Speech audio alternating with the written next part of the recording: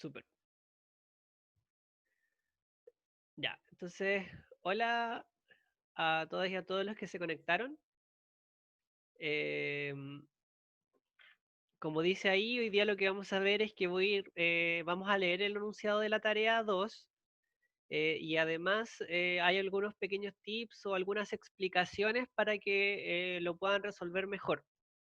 Así que si ya partieron la tarea y tienen dudas o no lo han partido, es buena idea como que veamos eso. Y vamos a partir por eso por si alguno también se quiere retirar después. ¿Ya? ¿Me escuchan bien, cierto?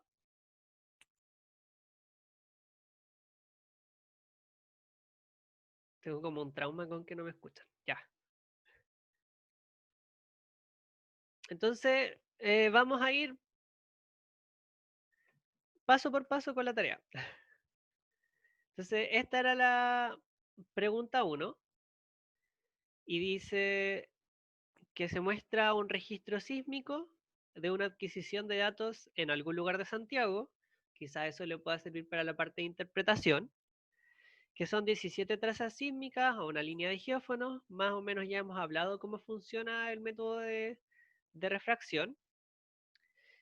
Y podemos considerar el suelo que no tiene estructuras laterales, digamos, sino que solamente son capas.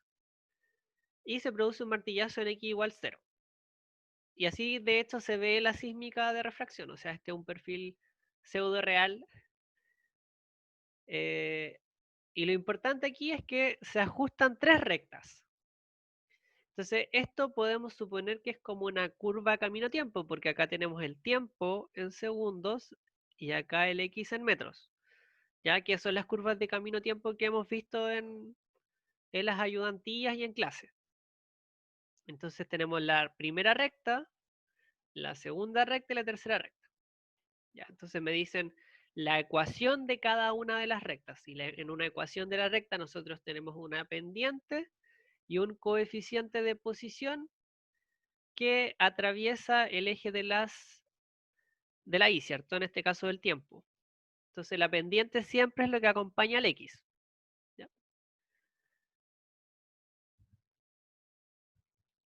Entonces, quizás aquí sería bueno hacer un puntero.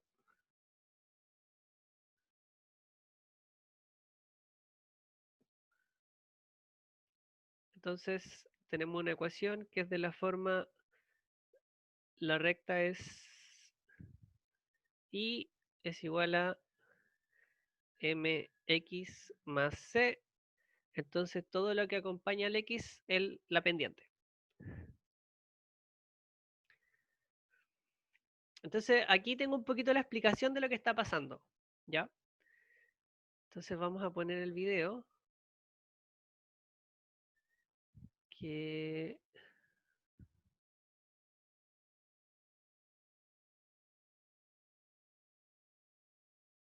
entonces vamos a sacarle.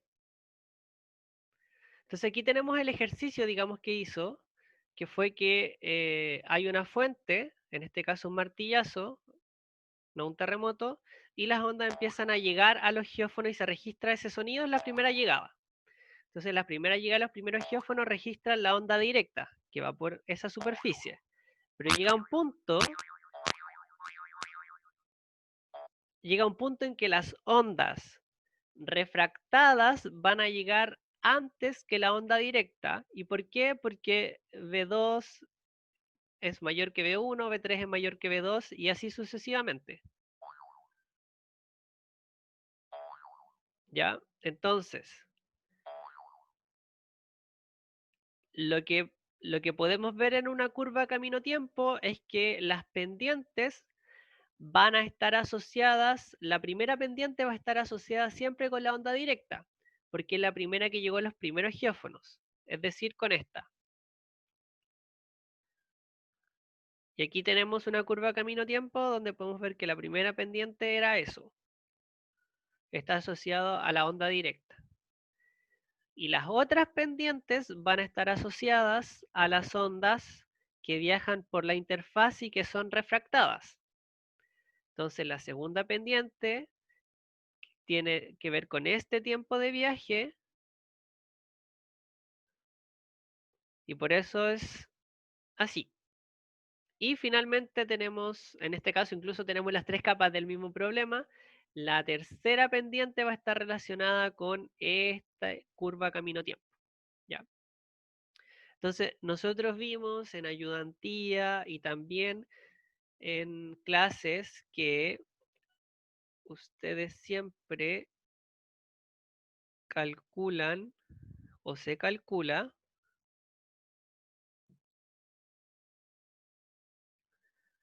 las curvas camino-tiempo. ¿Ya? Y de hecho, si nosotros vamos a la fórmula incluso del problema, estas curvas camino-tiempo tienen una forma de mx y tienen el coeficiente de posición. Y en este caso, el coeficiente de posición vendría siendo este tiempo especial, que es cuando atraviesa este eje. Entonces, a nosotros en la tarea nos están dando esto para tres curvas. Ya nosotros sabemos que la pendiente significa algo, que incluso está en la figura de la derecha, no se los voy a decir. Y el coeficiente de posición vendría siendo todo lo que acompaña en la fórmula a lo que no tiene que ver con la pendiente. ¿Ya? Y así se calcularía ese T1 o 2. Y nosotros nos dan este coeficiente de posición. Y nos lo dan en la figura anterior, sí, en el enunciado. Entonces,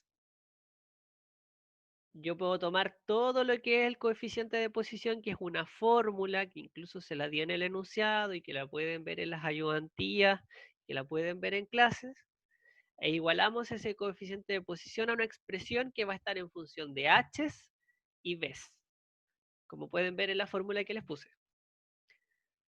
¿Se entiende?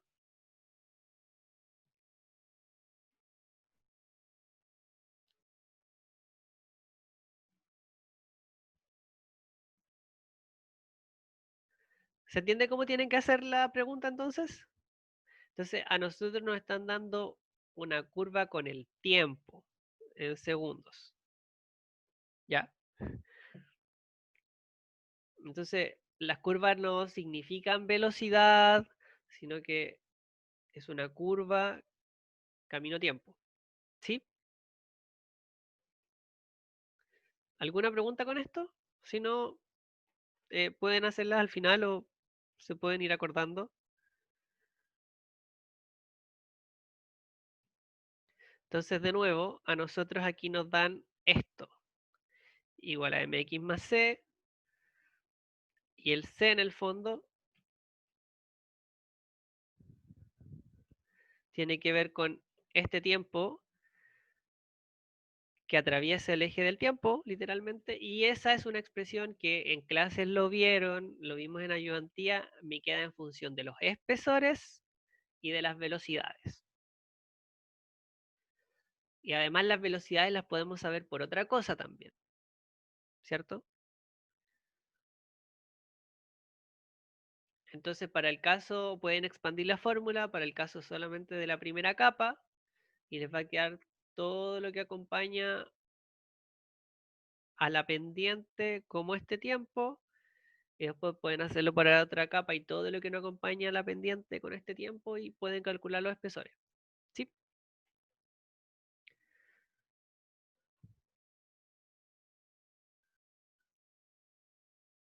¿Alguna pregunta con eso? ¿Se entiende más o menos cómo hacerlo? Sí. Entonces, ahora vamos a la otra parte de la pregunta.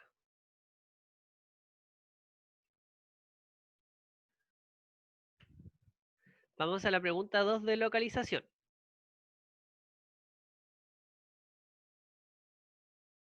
¿Cómo se hace?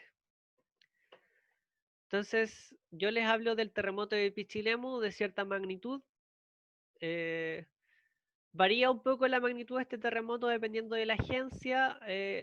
Recuerden que fueron dos réplicas, dos sismos bien grandes para el cambio de mando. del presidente actual, pero no para este periodo, sino que para el anterior. Y fueron dos eventos grandes, pero yo me estoy refiriendo al más grande que ocurrió, que es el terremoto de magnitud 6.9. Hay algunas agencias que lo reportan como 7 o 7.1, pero es el más grande, ¿ya? Bueno, es un evento bien particular también. Quizás es primero es de la región, así que es súper atingente y también es súper especial porque no fue una réplica directa del terremoto del Maule de aquella época, sino que hay varios autores que ya están más o menos consensuados de que se activó una falla en la zona de Pichilemu, ¿ya? Y tenemos que localizarlo. Bueno, entonces ahí dice, una parte del extracto de la pregunta era, usando la diferencia de tiempo entre onda P y S, podemos estimar el epicentro del evento. Bueno, ¿por qué nos sirve la diferencia de tiempo entre onda P y S para localizar? Entonces aquí tengo un pequeño video recordatorio.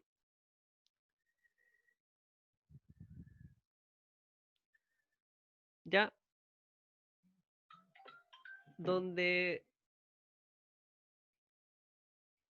podemos ver que, bueno, primero son las ondas P, S y superficial y que va a ocurrir un terremoto y mientras más cerca estoy, la diferencia de tiempo entre el tiempo de llegada de la onda P y la S es más corta y a medida que yo me empiezo a alejar, el tiempo entre la onda T y la onda S empieza a aumentar. Y esa es una forma de eh, saber la distancia, porque a medida que este tiempo aumenta significa que yo estaba más lejos. Ya es una demostración.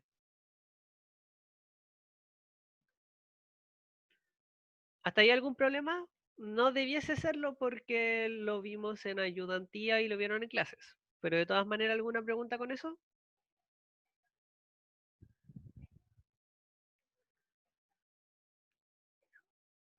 Entonces, lo que va a pasar ahora es que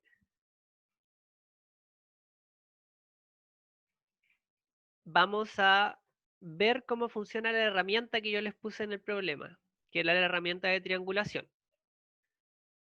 ¿Ya? Y específicamente lo vamos a usar de ejemplo para otro terremoto chileno. En este caso, el terremoto de Iquique del año 2014, de magnitud 8.1, 8.2, ¿ya? Ahí yo elegí tres estaciones, una estación en Perú, una estación en Punta Arenas y una estación en México, ¿ya? Y aquí podemos ver la onda P y la onda S, y podemos ver que una estaba más cerca, la otra estaba más lejos y la última estaba mucho más lejos por la diferencia de fase. O sea, por este tiempo de acá. Entonces, lo que yo voy a hacer ahora es dejar de compartir un poco la pantalla para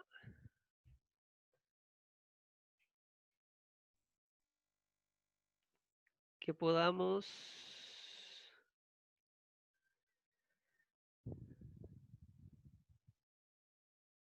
Ya.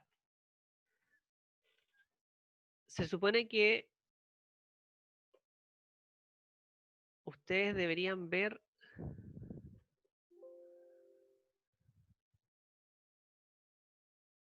Se supone que ustedes deberían ver toda mi pantalla, ¿verdad? Confírmenme.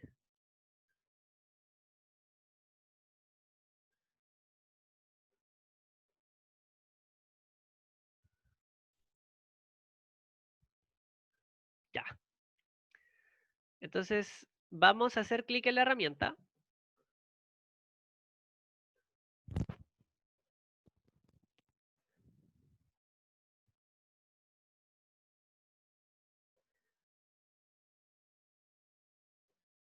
Así se ve. Esta herramienta de triangulación de Iris. ¿Ya? Entonces, yo calculé con esta fórmula una distancia. ¿Ya? ¿Por qué? Porque yo tengo, en los registros se pueden ver, además lo que yo les pasé en Pichilemu, que hay un tiempo de llegada de la onda P y la onda S para los registros. Y tal y como algunos compañeros y compañeras me hicieron llegar por correo, no estaban las velocidades de la onda P y de la onda S. Entonces lo que ustedes tienen que hacer es buscar en las ayudantías o buscar en las clases alguna velocidad. Vieron que, por ejemplo, existe un caso particular donde hay una relación específica entre velocidad de onda P y velocidad de onda S, ¿ya? Que está en una de las clases explícitamente. Entonces basta con que elijan una y con esa relación pueden calcular la otra, ¿ya? ¿Y cuáles pueden buscar o cuáles pueden elegir o cómo pueden justificarlo? También lo vamos a ver un poco después en el repaso, pero en general ustedes pueden buscar velocidad de onda P en cierta parte de la Tierra, que podría ser la corteza, y podrían ocupar esa, ¿ya? Lo importante es que al calcular este D, ustedes justifiquen qué velocidades están ocupando, porque eso tiene directa relación con el D que van a calcular. Por eso es importante que lo expliciten.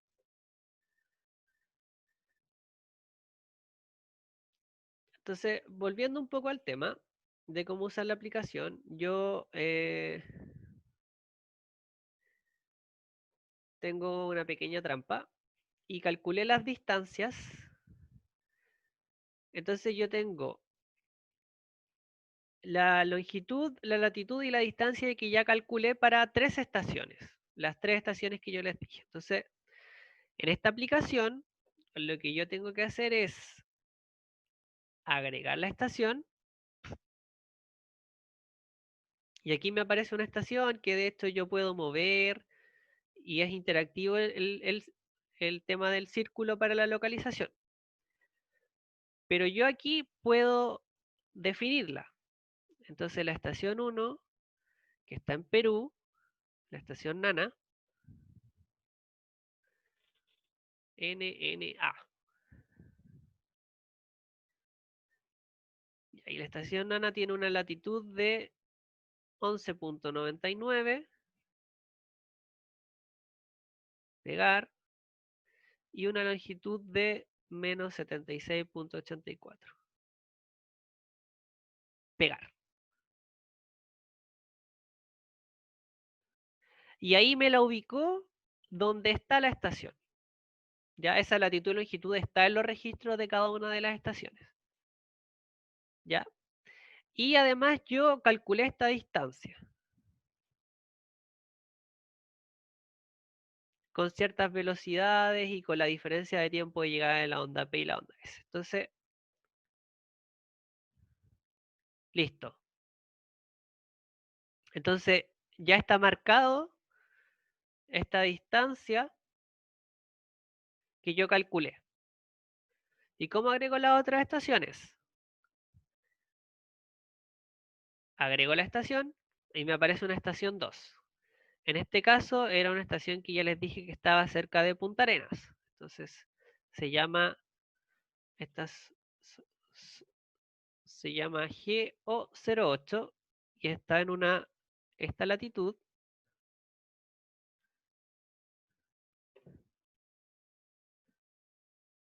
y está en esta longitud.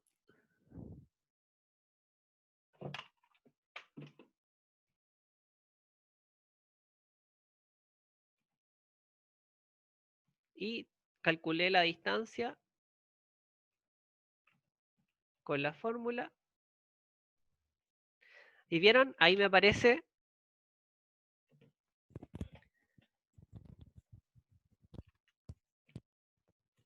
el círculo con la distancia D como radio. Y puedo agregar finalmente la última estación, porque acuérdense que la localización necesito al menos 3, que esta estación que está en México,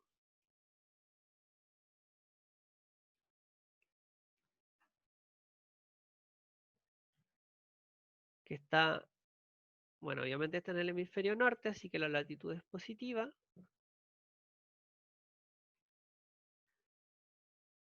Y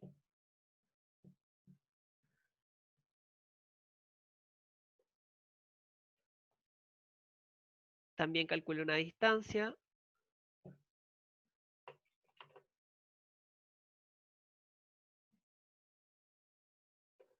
Listo.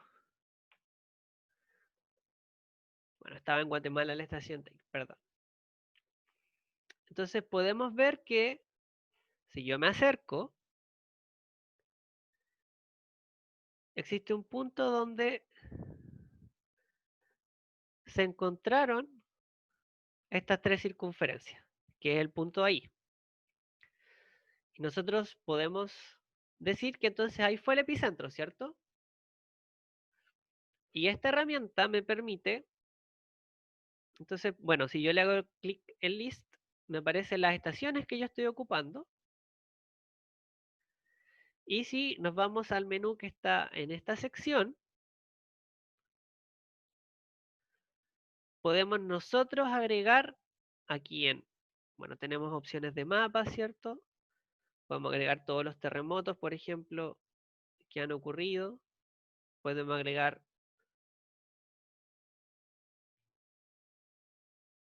los límites de placa.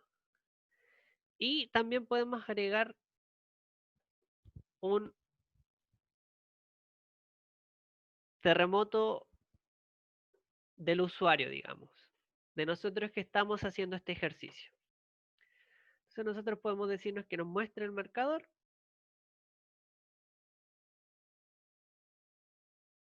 Y ahí me apareció una estrella. Yo puedo mover la estrella, ¿cierto? Puedo acercarme. Es muy importante que quede justo ahí en la X y listo. Entonces, ahí está mi terremoto.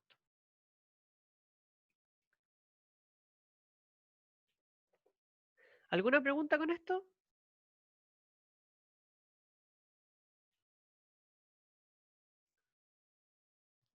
La profe dijo que era necesario ocupar solamente 3 estaciones. ¿Puedo ocupar esas 3 o tengo que ocupar las 6? Bueno, como vimos, como se vio en clases también, y la profe también lo hizo, se necesitan al menos 3 estaciones para la localización. Lo interesante del ejercicio que les pusimos, digamos, es que les pusimos más estaciones. Entonces ahí ustedes pueden decir, bueno, las voy a usar todas, o me voy a dar cuenta que algunas estaciones no me van a servir. ¿Por qué? Porque a lo mejor el círculo quedaba muy lejos de donde se juntaban los otros. ¿Se entiende? Entonces quizás esa es un poco la gracia. O si yo ocupo más, voy a tener una mejor localización. ¿Y con qué me quiero referir con mejor? Con lo que voy a explicar ahora. Porque ahora nosotros, en estas opciones avanzadas, podemos descargarlo como KML, que es un archivo de Google Earth. Entonces, le voy a poner descargar ahí. Y aquí me apareció. Y si yo le hago clic, me va a abrir Google Earth. Ya, se va a demorar un poquito. Recuerden que en la ayudantía 1, cuando partimos este curso, había una pequeña guía de cómo usar Google Earth, por si lo quieren. Entonces ahí me aparecen lugares temporales. Y pueden ver que me aparecen las estaciones.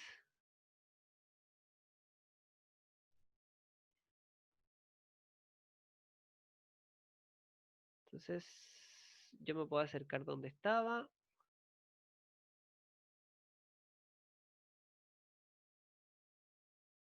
Entonces, por ejemplo, aquí me aparece el terremoto, que fue puesto con este nombre.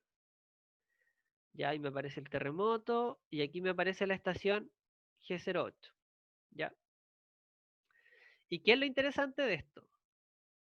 Lo interesante de esto es que puedo ver, bueno, en el otro mapa también, dónde me quedó el terremoto, pero la gracia de Google Earth es que acuérdense que yo puedo agregar otra marca de posición, ¿ya?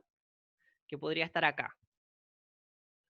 Y esta marca de posición podría ser, por ejemplo, el epicentro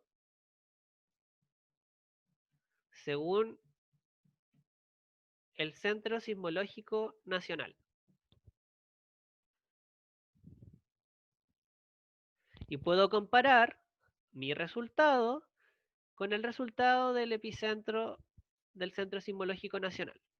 Al tiro voy a ver las páginas donde ustedes pueden ingresar para buscar el epicentro de ese terremoto. ¿Ya?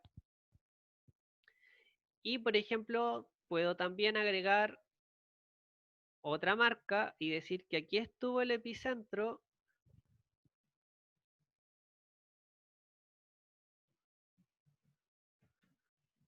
según el Servicio de Geología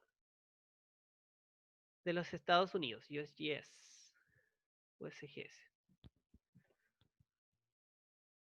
Entonces, la gracia también de pasarle más estaciones es que a lo mejor si usted hace la localización con 4 o con algunas 4, este que ustedes encontraron aquí se va a parecer a lo mejor más a los de otras agencias. Entonces, es un poco la idea que discutan y analicen en el problema cuando dice analicen su resultado y comparen con otras estaciones, era necesario ocuparlas todas, es que hagan un poco este ejercicio.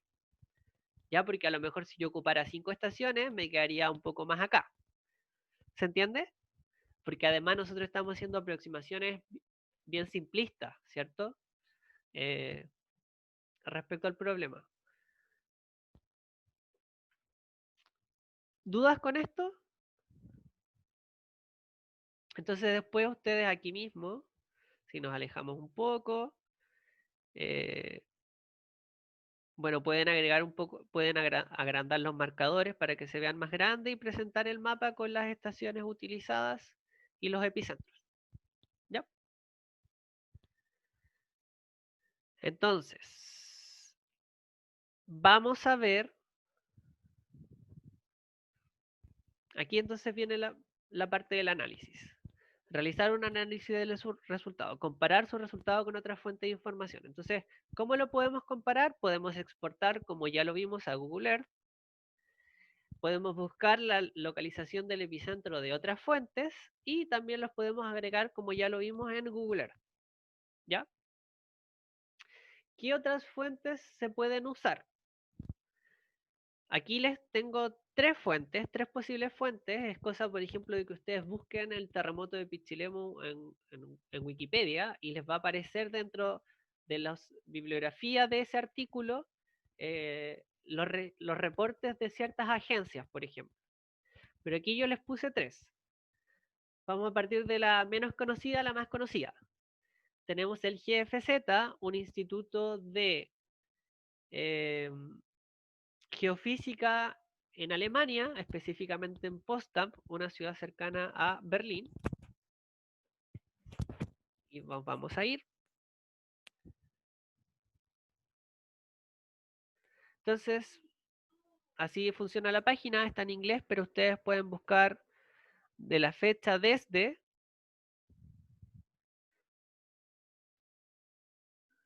y hasta, por ejemplo. Pueden o no restringir la latitud o la longitud. Y pueden buscar el mínimo desde qué mínima magnitud, ¿ya? Y ustedes le pueden, si estamos en el terremoto, por ejemplo, de Pichilemu, pueden buscar el menor a 6 para que le parezcan súper pocos terremotos en el mundo. Después le pueden poner buscar. Entonces, no sé, nosotros podemos irnos al terremoto de Iquique, que fue el 2014. Entonces,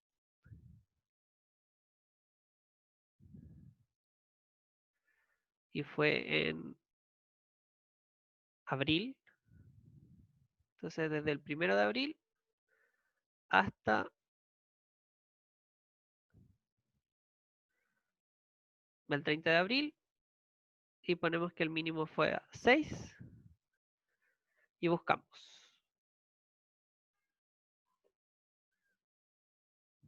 Entonces me aparecen muchos terremotos y por ejemplo aquí me aparece un 8.1, que para el caso del GFZ fue la magnitud que calculó para el terremoto de Iquique. Y miren, me aparece la latitud y la longitud.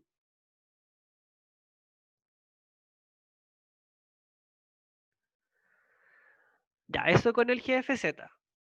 También podemos buscar en el Servicio de Geología de Estados Unidos. También está el link de la página. Y más o menos lo mismo.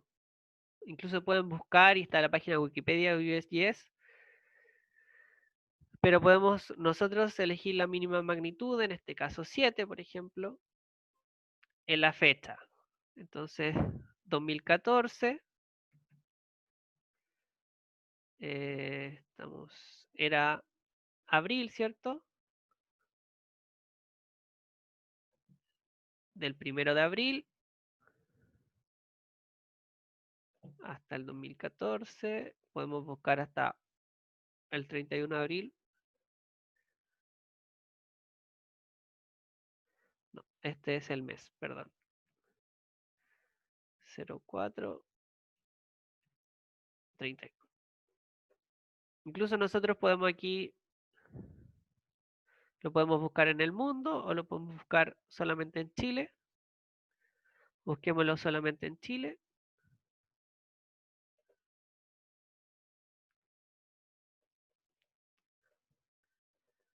Entonces,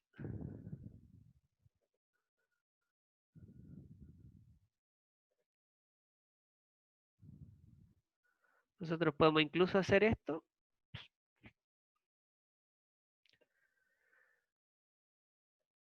Y le ponemos buscar.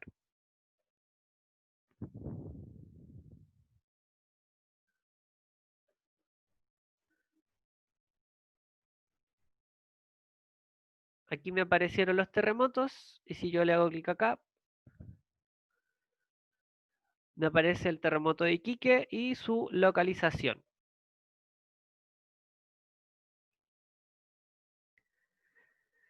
Y finalmente tenemos la página del Centro Sismológico.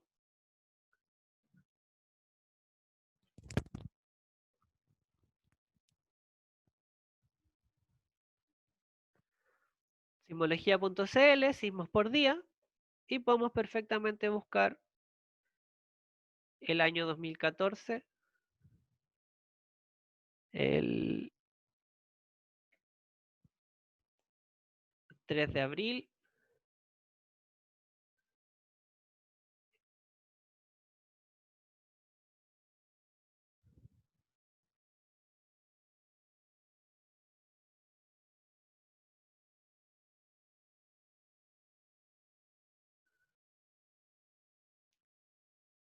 Podemos buscarlo, que está...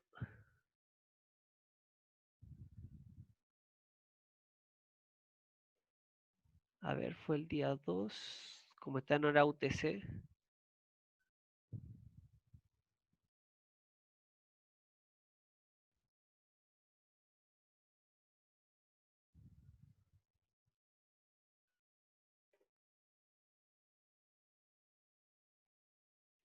Por ejemplo, este no es, pero era un ejemplo.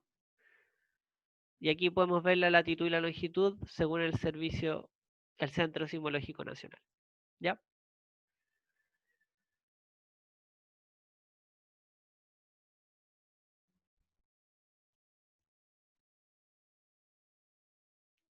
¿Alguna duda con esto?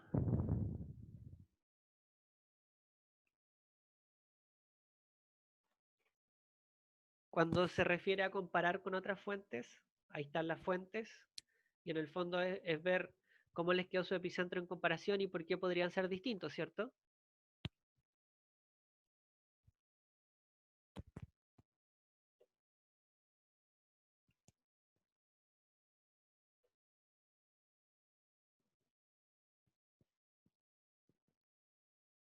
No sé si tienen alguna pregunta respecto a eso. Ya expliqué más o menos cómo usar la herramienta, de dónde sacar las otras fuentes de información.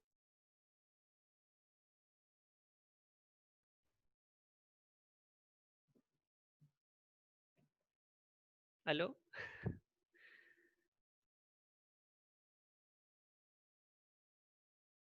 Ah, no, Maximiliano, ¿no entendiste cómo usar la herramienta?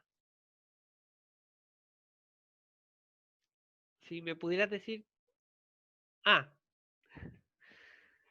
súper. Gracias por la aclaración. Ya, no tienes duda. Ya. Y finalmente tenemos la pregunta 3, eh, donde al igual que hicimos en la ayudantía, que fue definir una escala de magnitud, como la magnitud local, que también la vieron en clases, específicamente la magnitud local, en la ayudantía vimos la magnitud de onda superficial. Es una fórmula empírica que me relaciona la amplitud de un registro y se corrige por su distancia epicentral. ¿Ya? En este caso, la magnitud local es la amplitud máxima en milímetros registrada por un sismómetro especial llamado Wood-Anderson y que se corrige por la distancia epicentral con A0, eh, que en el fondo está corregida con que a 100 kilómetros del epicentro yo voy a tener una amplitud de 0.1. ¿Ya? Entonces se les dice cuánto es la amplitud máxima, que incluso ya está en milímetros, la distancia epicentral también ya está en kilómetros, entonces lo pueden calcular. Después tienen que calcular la magnitud de momento y la energía liberada. Y algunas y algunos me preguntaron respecto a que cómo podrían calcular la magnitud de momento si no tienen el módulo de corte o el módulo de cisalle, y ese pueden buscarlo en las mismas clases o pueden ocupar el que se usó en la ayudantía. ¿Ya? En la ayudantía, la última pregunta, pueden ocuparlo. ¿Ya? Y finalmente tienen que, es un estilo de verdadero y falso, pero más pro, donde tienen que evaluar las frases del invitado a este matinal después del enjambre sísmico de Valparaíso del 2017, no sé si se acordarán, eh, y tienen que tomar cada una de las frases y decir como esto estaba malo, esto estaba bueno, y esto se corrige así, la frase debería quedar así. ¿Sí?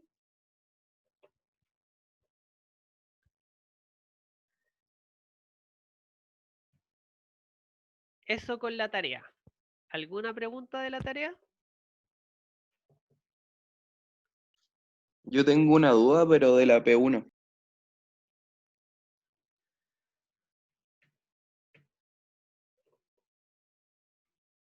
Ya,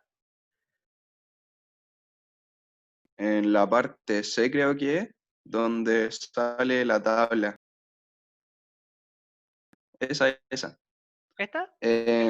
Sí.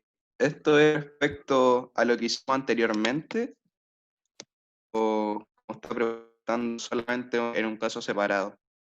No, lo que pasa es que en todo este ejercicio, digamos, todo este ejercicio tiene como modelo teórico de capas planas, digamos, o sea, estas ecuaciones y estas rectas se ajustan pensando en un modelo que tiene dos capas planas y un semiespacio. Recuerden que un semiespacio es una capa, pero que no sabemos hasta qué tan profundo llega. Esa es la definición de semiespacio. Entonces, en el fondo, este es el modelo que estamos suponiendo para hacer todo el ejercicio. ¿Sí? Entonces, en el fondo ustedes van a encontrar este H1, este H2, este B1, B2 y B3. Y cuando dice interpretar el resultado, ¿qué tipo de suelo podría ser? Tiene que ver con que estas, en la prospección sísmica de refracción, nosotros estamos usando ondas P, ¿cierto? Que son distintas a las ondas S. Y nosotros sabemos que la velocidad de las ondas, al igual que lo vieron en las clases de capa de la Tierra, la velocidad de las ondas depende del material, o me dice cosas del material, propiedades del material. Entonces existen tablas que ustedes pueden buscar en internet, obviamente, o pueden revisar las clases donde les dice para ciertos materiales cuánto vale la velocidad de onda P. Por ejemplo, nosotros vimos la ayudantía número 9, que para una velocidad de una onda específica con un periodo específico, porque era una onda superficial, en ciertos materiales como el gabro te preguntaban qué velocidad tenía. Entonces, nosotros podemos saber características del suelo y a qué tipo de suelo podría pertenecer dependiendo de la velocidad de la onda P. ¿Ya? Entonces, cuando te dice interpreta el resultado de qué tipo de suelo podría ser que ustedes encuentren una velocidad que sea como de, por dar un ejemplo, de mármol, o podría ser una velocidad que indique un suelo de arena, o podría ser una velocidad que indique un suelo de, de cemento, por ejemplo. ¿Se entiende? Eso quiere decir con la interpretación, porque la velocidad de la onda P me indica cosas del material. Entonces ustedes van a encontrar velocidades y pueden suponer. Además, por ejemplo, pueden ayudarse de que están en Santiago, ¿cierto? Eh, entonces, si encontraran diamante, por dar un ejemplo, podría ser como, bueno, a lo mejor no está tan bueno lo que yo hice, ¿cierto? ¿Se entiende? Con el intérprete de su Sí, resultado, ¿qué tipo de suelo podría ser? Sí. ¿es necesario que diga el tipo de suelo, o sea, el material, o solo basta con que diga que sea A, B o C? Eh, yo creo que es importante que digas el material porque además te refieres como a los horizontes del suelo, ¿cierto? A, B o C o R. Sí, o como uno, 2 y 3. Claro. No, yo creo que es importante, bueno, al menos que expliques qué significa el A, B o C, porque además las velocidades de onda en un mismo suelo se pueden ver afectadas por otra cosa, por ejemplo, la presencia de poros, la presencia de fluidos, si estoy en sequía, ¿cierto? A lo mejor voy a tener espacio vacío y si está con agua, quizás es un poco más interesante que haga el análisis como con el material o podría decir como, mira, esto debería ser suelo, pero me da un poco más baja la velocidad, suelo vegetal, pero me da un poco más bajo porque a lo mejor estaba muy seco, por ejemplo. No sé si se entiende. Quizás un poquito demasiado, es ponerle demasiado color quizás, pero un poquito más explicación que A, B, C o R y quizás dar alguna aproximación del material sería mejor. Gracias. También tengo una duda en la P2C, ¿Ya?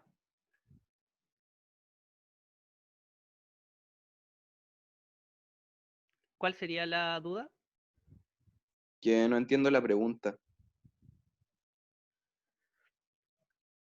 En el fondo tienes que localizar el terremoto de Pichilemu de magnitud 6.9 que ocurrió el 11 de marzo del 2010. Entonces te pasé 6 registros sísmicos donde sale el Sí, tiempo sí, la A la entiendo, la que no entiendo es la C. a comparar comparar el terremoto del Maule con el terremoto de Pichilemu. Claro, no entiendo muy bien cómo...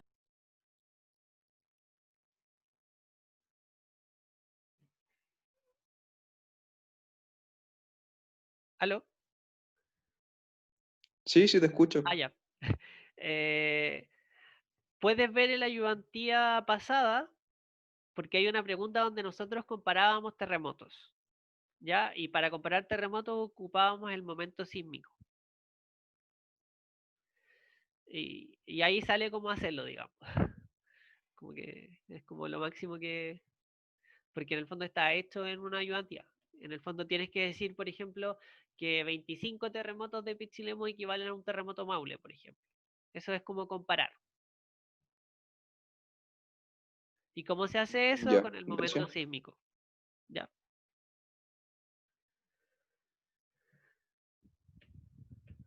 Ya. ¿Alguna otra pregunta? De todas maneras, yo le había dicho a los chiquillos que se conectaron el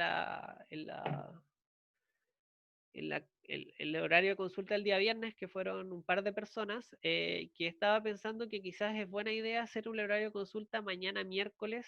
Yo sé que horario protegido a las 12, pero tienen la prueba el jueves y tienen que entregar la tarea el viernes. Entonces, yo creo que al menos para mañana ya deberían haber estudiado o haber empezado la tarea que sea. Entonces, no sé si les parece hacer el horario de consultas también mañana a las 12 Igual lo voy a poner por el foro. Yo sé que es un horario protegido y todo, pero es voluntario.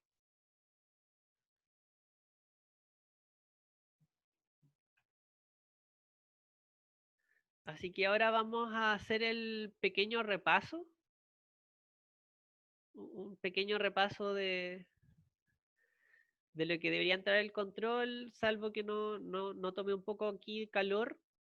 Pero si tienen alguna pregunta de calor, la pueden hacer también. Calor, recuerden que va a ser algo mucho más cualitativo, porque lamentablemente por limitaciones matemáticas también es un poco más complejo de cálculo. Entonces, ¿partimos? ¿Alguna otra pregunta con la tarea?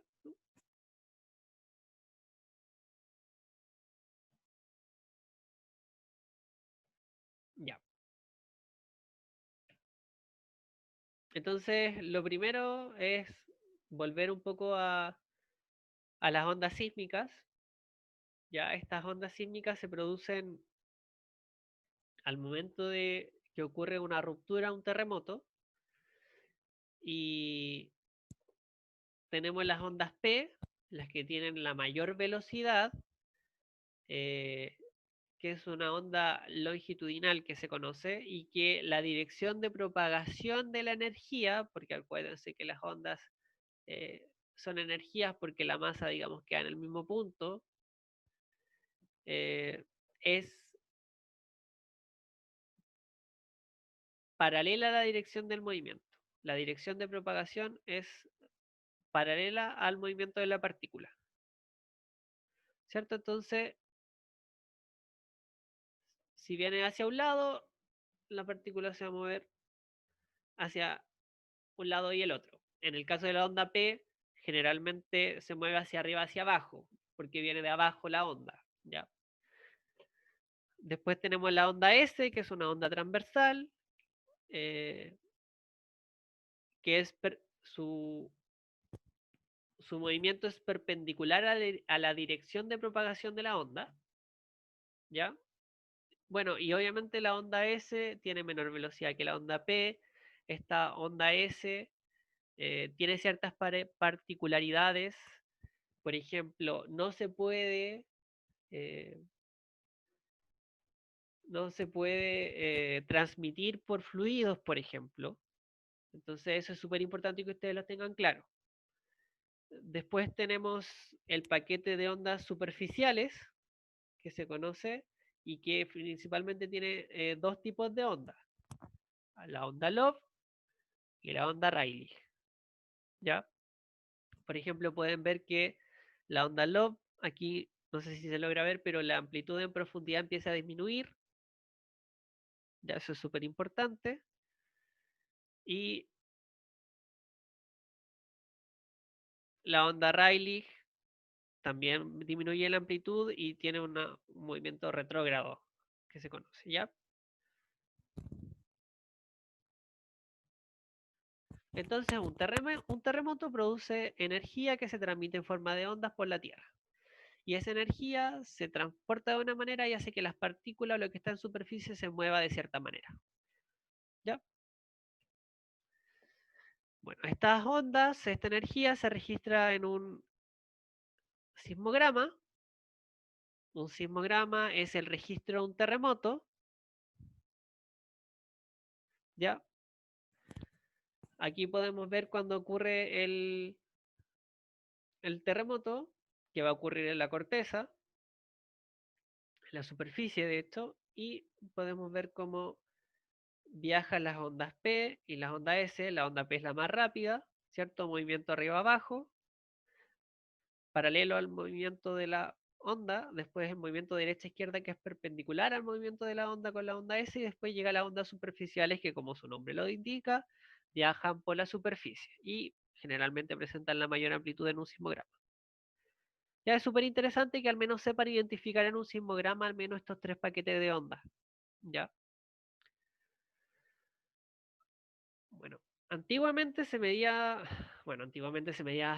eh, muy extrañamente con un tensómetro en los terremotos, pero se medían con un sismógrafo, con un sismómetro. perdón, un sismómetro. Y un sismómetro medía la velocidad del suelo, la velocidad en X y Z. Actualmente se mide la posición gracias a los GPS o sistema de o GNS Global National Navigation System y, o sea, y tenemos la aceleración con los acelerómetros. Ya se midían esas tres cosas, antes se medía solamente esto. ¿Ya? Y vamos un poco a la magnitud que significa el cuánto fue un sismo. ¿Ya? ¿Y cuál es la gracia de que exista la magnitud? Es que nos permite ordenar los sismos en términos de la energía liberada, independiente de los efectos que causen cada región. Ya, esa es la gracia de la magnitud, que es una forma de medir la energía y que es independiente de los efectos del terremoto. ¿Por qué?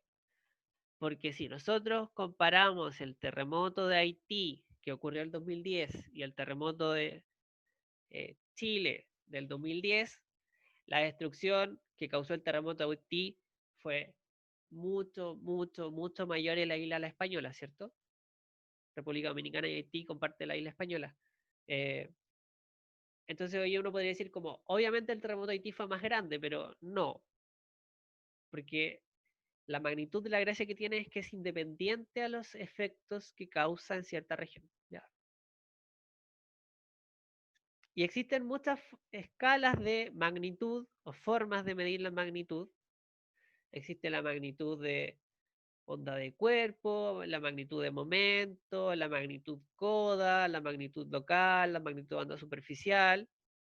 ¿Y por qué existen tantas? Existen tantas porque eh, hay un mayor desarrollo de la instrumentación en el tiempo, hay un aumento en la cantidad de registros sísmicos eh, y también porque cada una funciona muy bien en ciertos contextos. Ya, por ejemplo, la coda que tiene que ver con cuánto dura el paquete de ondas superficiales de un sismo, por ejemplo, funciona muy bien para ciertas cosas, por ejemplo, volcánicas. ¿Ya? Eh, y porque hay tantas también porque existe lo que se conoce como saturación, ¿ya? Aquí nosotros tenemos la magnitud de momento y una magnitud que en este caso puede ser cualquier magnitud. En el fondo estoy comparando cualquier magnitud con la magnitud de momento, entonces esta pendiente en 45 grados significa 1 es a 1, entonces la magnitud de momento 8 con la magnitud de momento 8. Entonces aquí nosotros podemos ver la magnitud local, la magnitud de onda de cuerpo, más la magnitud de onda superficial, y podemos ver que, por ejemplo, para sismos de menor magnitud a 7, se parece mucho, se parece mucho, por ejemplo, la magnitud local con la magnitud de onda de cuerpo, ¿cierto? Con la magnitud superficial, pero si empezamos a subir en magnitud, por ejemplo, casi magnitud 8, magnitud 9, podemos ver que hay diferencias, ¿ya? Y de hecho, comparen la magnitud local para un terremoto de magnitud de momento 9, ¿ya? ¿Qué significa eso? Que si nosotros calculásemos solamente magnitud local, un terremoto de magnitud de momento 9 sería igual que un terremoto de magnitud 7.5. Ya eso significa que saturó, que llega a un punto que el terremoto fue tan grande y que la magnitud no sirve, digamos, porque empieza a haber la misma magnitud independiente de que empiece a aumentar el terremoto. Ya eso significa que satura, significa que es incapaz de ver cosas más grandes porque llegó al límite, ¿ya? ¿Esa en qué escala es? Esta es la magnitud de momento. Estamos comparando la magnitud de momento con el resto de las magnitudes, donde podemos ver que para magnitudes pequeñas, en verdad, se parecen más o menos todas, pero cuando empieza a aumentar mucho la magnitud, perdón, empiezan a ver las diferencias. Y en el fondo eso es lo que se conoce como saturación. De hecho, El terremoto, la magnitud de momento nació para el terremoto de Valdivia de 1960 porque había una forma de calcularlo que decía no puede ser que un terremoto que ocurrió, no sé, en California, eh, de magnitud, por ejemplo, 7, magnitud local, me diera la misma magnitud local que el terremoto de Valdivia que causó un tsunami que mató muchas personas en Asia. O sea, que rompió 1000 kilómetros, entonces como que ahí los sismólogos dijeron, estamos con una escala que no nos está sirviendo, así que inventemos la escala de magnitud de momento. Y por eso hoy día se ocupa la magnitud de momento, porque es una escala que no satura. ¿Ya?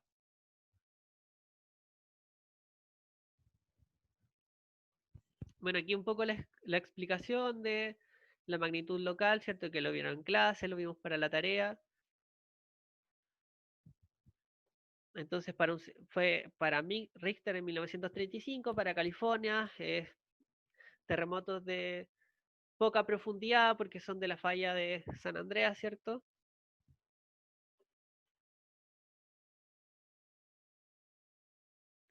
Y es lo que se conoce como una escala empírica. Bueno, aquí está la magnitud de momento, que como ya les dije, la gran gracia es que no satura, y que tenemos dos formas de calcularla. Si el momento sísmico está en Newton por metro, son sistema internacional, y si el momento sísmico está en DINA por centímetro, que es el CGS. Ya, la gracia es que el momento sísmico nosotros tenemos varias formas de calcularlo, ¿ya? Nosotros solamente estamos viendo esta fórmula simple para este curso, donde tenemos el módulo de rigidez, que incluso aquí ya les dije 30 gigapascales, lo pueden ocupar en la tarea, el área de ruptura y el deslizamiento promedio, ¿ya? Pero también lo podemos calcular con análisis espectral, es decir, tomando los registros sísmicos, pasándolos a eh, usando transformada de Fourier, eh, calculando la ponderación de las tres componentes, dividido por tres, ¿cierto? Un poco más complejo, y también invirtiendo el tensor de momento, que es algo que vamos a ver la próxima clase, que tiene que ver con el mecanismo focal, ¿ya? Entonces, también la gracia es que eh, tiene, tiene varias formas de calcularse, todas dan más o menos lo mismo, y el análisis espectral es algo que está como en lo más usado también, ¿ya? No solamente es que no satura, sino que tiene una teoría detrás bastante fuerte, ¿ya? Bueno, y la magnitud de momento nos permite calcular a través del M0, como lo tienen que hacer para la tarea, eh, comparar los terremotos. Ya la energía liberada por los terremotos, podemos despejar M0 de esta fórmula, ¿cierto? Y podemos llegar que, por ejemplo, un terremoto de magnitud 7 es 177 veces mayor que un magnitud 5.5. Por ejemplo, el terremoto de Valdivia, 126 veces mayor al terremoto de Iquique, o 11 veces mayor al terremoto del Maule. ¿Ya? Y eso es calculando los momentos sísmicos y dividiéndolos.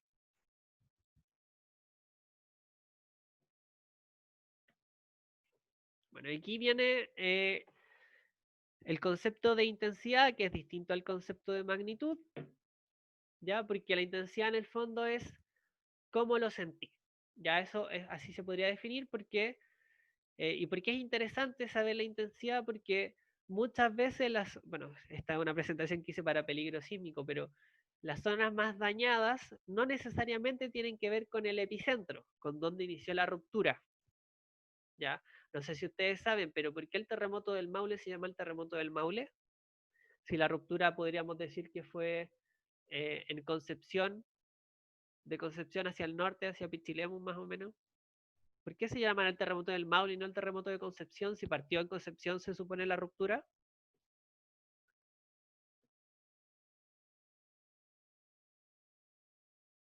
¿Alguien sabe?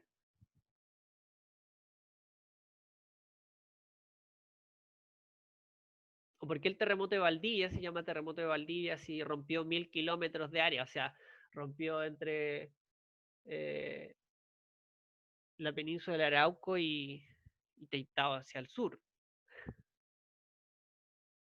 ¿Por qué se llamará el terremoto del Maule entonces? O el terremoto de Illapel, ¿por qué no fue el terremoto de Coquimbo si el epicentro fue justo en la costa de Coquimbo? ¿Saben por qué?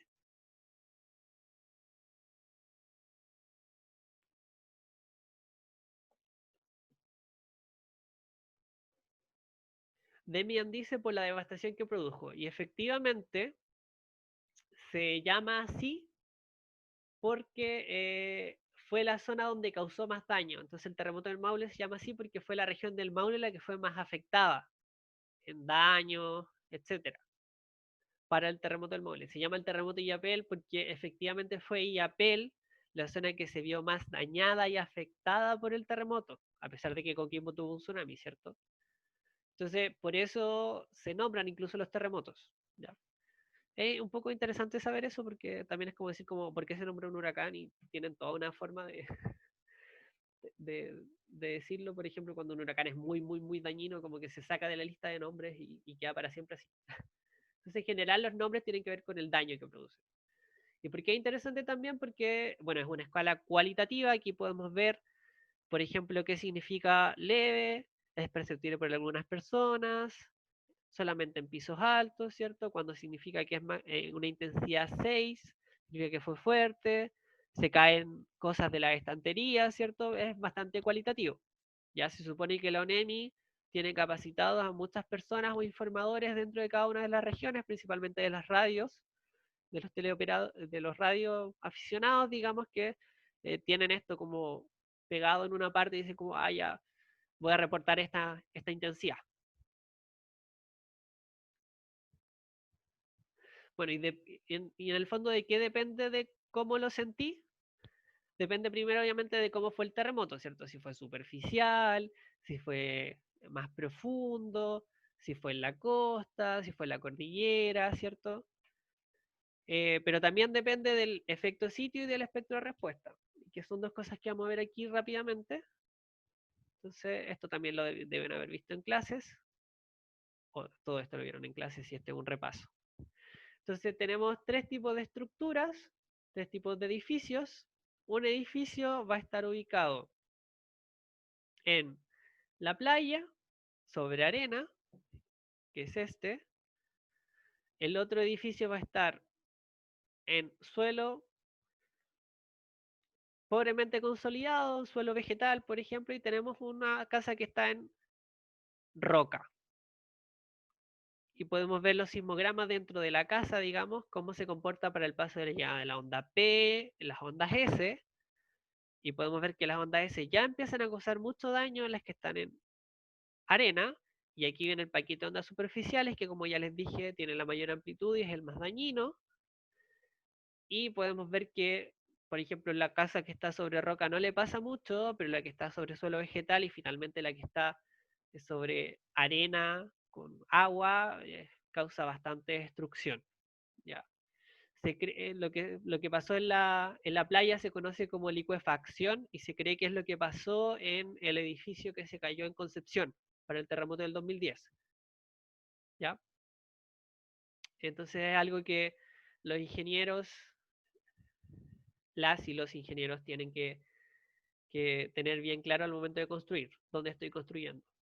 Y también las y los ingenieros tienen que tener claro que existe algo llamado espectro de respuesta, que en el fondo, dependiendo de qué tan alto es el edificio, a lo mejor yo puedo resonar. ¿Y qué significa eso? Que eh, a la forma en la que el edificio se mueve, o que le gusta moverse, al final es una de las frecuencias que pasa el terremoto. Entonces el edificio va a entrar en resonancia y es como la copa de cristal, ¿cierto? Una copa de cristal que entra en resonancia y ¿qué pasa? Se amplifica mucho la señal y se quiebra. Y aquí lo podemos volver a ver. Tenemos un terremoto con ciertas frecuencias, con ciertos periodos y podemos ver que ciertas casas se van a ver afectadas en mayor o menor medida dependiendo del largo, digamos, porque es como bastante simple el edificio como de largo. Esto fue muy famoso para el terremoto de México en 1985. Se los recomiendo harto, hay un documental en Netflix del terremoto de 1985, al igual que el de San Antonio en Chile, pero allá la gracia fue que edificios de más de 2 pisos se cayeron, o de más de 2 o 3 pisos. Entonces tenías barrios donde no había nada destruido y al lado tenías un barrio que estaba muy, muy destruido. Entonces, es bastante interesante también la organización civil y que desde 1985 todos los años en Ciudad de México se hace un simulacro para conmemorar el terremoto de 1985. Y en Chile también tuvimos un terremoto en 1985 y no se hace ningún simulacro. Tampoco para el 2010, tampoco para el 2014, tampoco, no voy así. Y eso sería un poco el repaso. Bueno, quizás comentarle que la magnitud en Chile oficialmente la tiene que registrar el Centro Sismológico Nacional con las siglas GUC, que significa Geofísica Universidad de Chile. Y ustedes pueden ver una magnitud también, y entre paréntesis puede haber 3 letras que significa la agencia que la calculó, y la intensidad, la agencia encargada o especializada de ver la intensidad es la Oficina Nacional de Emergencia, la ONEMI. El Centro Sismológico Nacional no presenta ni en su página web la intensidad, sino que redirige a la ONEMI, que es la encargada de tener todas estas personas capacitadas en cada una de las regiones y recopilar esa información. ¿Ya? Porque esto es un cálculo matemático cuantitativo, la magnitud, y la intensidad es una estimación cualitativa y que tiene que ver con el daño. La magnitud no tiene que ver con el daño. Finalmente, lo último que vamos a ver es un poco lo de capas de la Tierra. Aquí lo es súper importante que ustedes sepan que existen dos formas de definiciones de capa de la Tierra, ¿ya? Sin embargo, es la misma Tierra. Una tiene que ver con las capas según la composición química, es decir, los elementos como lidino, sílice, etcétera, y ahí nosotros en la forma química de composición de la Tierra tenemos corteza, manto y núcleo. Y por el otro lado tenemos según las propiedades físicas, ¿y qué propiedad física? Velocidad de onda P y velocidad de onda S, ¿cierto? Donde tenemos corteza, listósfera, mesósfera o astenósfera, núcleo externo y núcleo interno. ¿Y por qué quizás tenemos mayores capas de una forma de ver que de la otra? Porque existen discontinuidades en la velocidad de onda, o discontinuidades que me permiten una mayor reflexión, o etcétera, que ustedes lo vieron en clases. Y por ejemplo existe la discontinuidad del mojo, que es de Mohorovic, también tiene las discontinuidades de Lyman, que fue la que descubrió las discontinuidades dentro del núcleo, ¿cierto? Y esas cosas tienen que tenerlas más o menos claras, ¿ya? Y aquí, por ejemplo, tenemos los perfiles de velocidad de onda sísmica, que podría serles útil para la tarea, donde podemos ver que aquí tenemos un zoom en la corteza, ¿cierto? En la litósfera, la velocidad de la onda P, la velocidad de la onda S, etcétera, etcétera. Y podemos ver que en cada cambio brusco existe como un cambio de capa. Eso sería con la presentación de repaso. ¿Algunas dudas de la tarea, de los contenidos?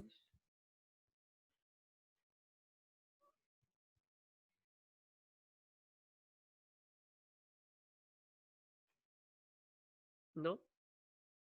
Recuerden que esta es la penúltima clase de ayudantía. El próximo martes nos volvemos a ver para la última, que es de geodinámica, que es bastante entretenido porque es hablar un poquito con todo lo que sabemos, cómo tratar de explicar qué está pasando debajo de nuestros pies, digamos. Entonces, no sé qué les parece el horario de consultas mañana. ¿Les parece bien no hacerlo?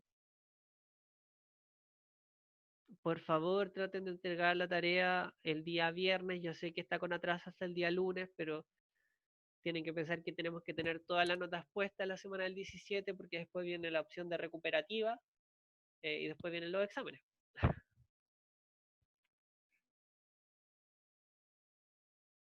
¿Hay algún tipo de descuento si la entrego como atraso? Mira, no hemos funcionado con descuento en ningún momento del semestre, ¿ya? Así que veo poco probable, por no decir imposible, que lo empecemos a hacer ahora. Pero en el fondo de nuestro corazón, por favor, hay que corregir. Traten de entregarlo, si lo pueden hacer, entréguenlo lo antes posible, digamos, el viernes, que es la fecha límite oficial, o durante el fin de semana, o a más tardar ese lunes, ¿ya? Pero no lo dejen como decir como, no, si tengo hasta el lunes, porque en verdad el plazo es hasta el viernes con atraso hasta el lunes, ¿ya? No sé si se entiende.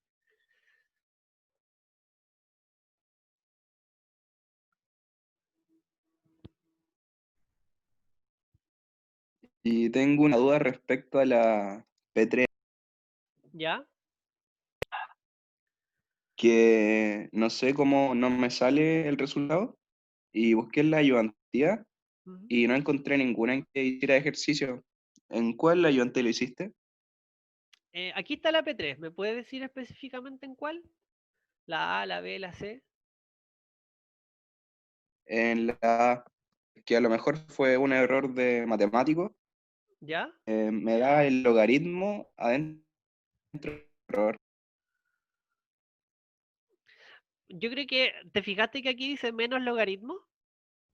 Sí, justo por eso me da el error.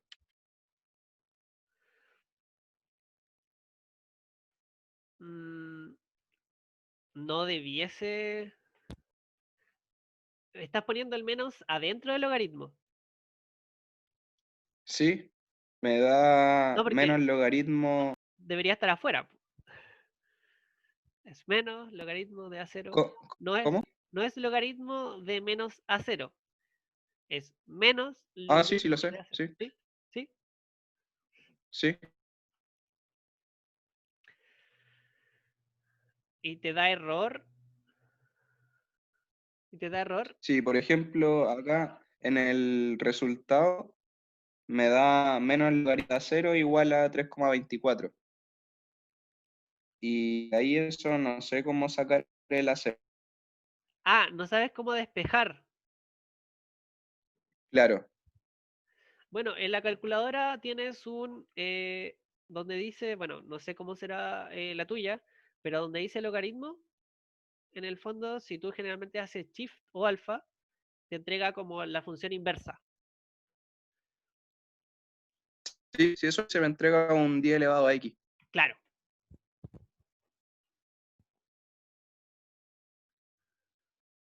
Y no, te da error. Ya, y eso me da un resultado y después al meterlo en la otra fórmula, la Ajá, magnitud local me da como, te da error. no, no error, después como negativa. Ya. Cuando lo coloco en la fórmula. Cuando el a 0 lo reemplazo en la fórmula general. Ya. Pero Demian dice en el chat que ni siquiera es necesario calcular a cero, porque en la fórmula me piden el menos logaritmo en base 10 de A0, que vendría siendo lo que tú ya calculaste. ¿Se entiende?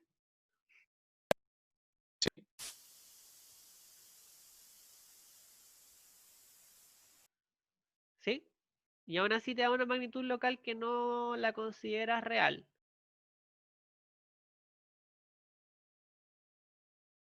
Mira, mejor lo voy a hacer de nuevo y después te puedo preguntar por el correo. Por supuesto. Y vuelvo a insistir, quizás mañana a las 12 tenía pensado un horario de consulta por lo mismo, para lo mismo. Pero sí, Ya, vale, bacán. súper. Gracias, Demian, también por el aporte. ¿Alguna otra pregunta? Que ya vamos a llegar a la hora. ¿Ninguna?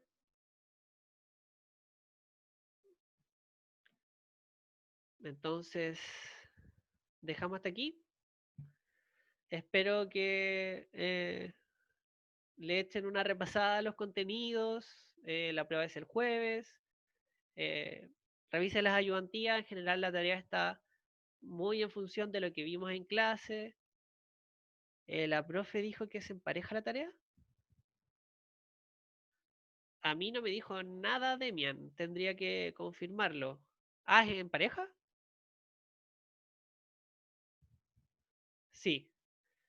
Bueno, en pareja entonces. De todas maneras voy a mandarle un WhatsAppito para preguntarle. Así que eso sería la clase. Vamos a dejar de grabar.